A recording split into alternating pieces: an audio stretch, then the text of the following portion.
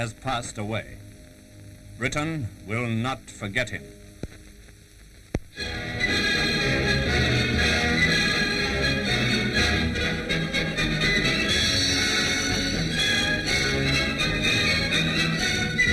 When, in their advance towards the Weser, the British reached the Dortmund-Ems Canal, they found it half drained of water, with barges and tugs high and dry. From very early in the war, this canal bottleneck had been a target for our bombers, and recently the bombing had been stepped up, with very useful results. When these pictures of troops entering Osnabrück were taken, snipers and pockets of resistance had already been cleared up, but it's only right to stress the fact that the Hun was still fighting till his ammunition was finished before attempting to surrender.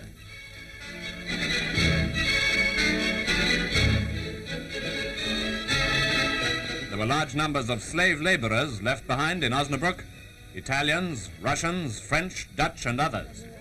Among them apparently was at least one Gestapo man. He was posing as a Dutchman, but a Russian girl denounced him.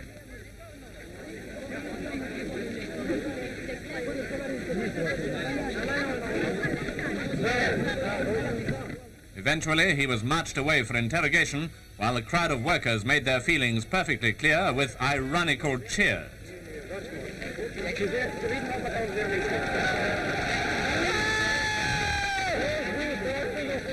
There were also some Hungarian troops here, held as prisoners by their former allies, the Huns. British commandos escorted them out of Osnabrück, presumably on their way to work their passage to freedom.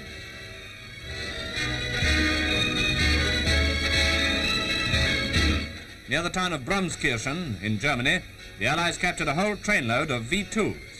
Part of the train had been strafed by fighters, but a number of the rockets were undamaged. We can see parts of fuel tanks, also some of the spun glass or fiber substance used for lining the rocket. These long-range weapons had a comparatively small degree of accuracy, but who knows how they might be developed if we ever permit Germany to make war again.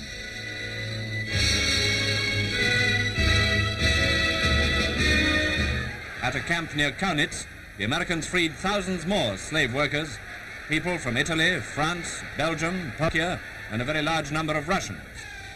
Naturally, they could hardly believe at first that they were really free again, but they soon began to express their feelings. The Russians said that 30,000 of their people died in this camp. Here's part of one cemetery which certainly seems to bear out their story, a pointer to many appalling hardships and brutalities. It's to be hoped that neither the peoples nor the governments of the Allies will ever forget that these things really did happen.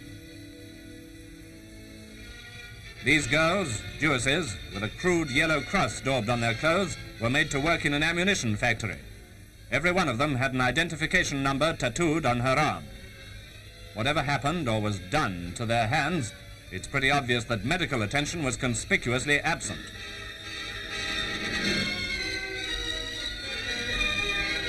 More and more pictures of German civilians indulging in an orgy of looting keep arriving.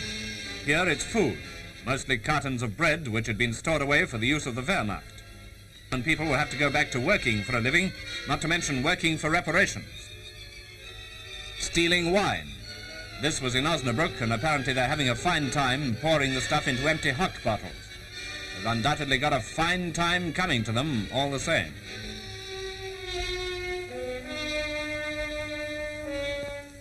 Finally, looting at Wertheim. Here it was food of all kinds, sacks of grain, crates of leberwurst, and other things dear to the stomach of the Hun.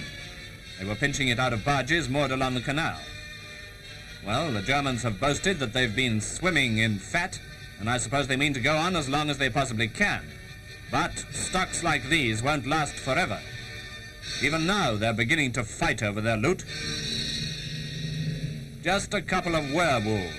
That's what they are.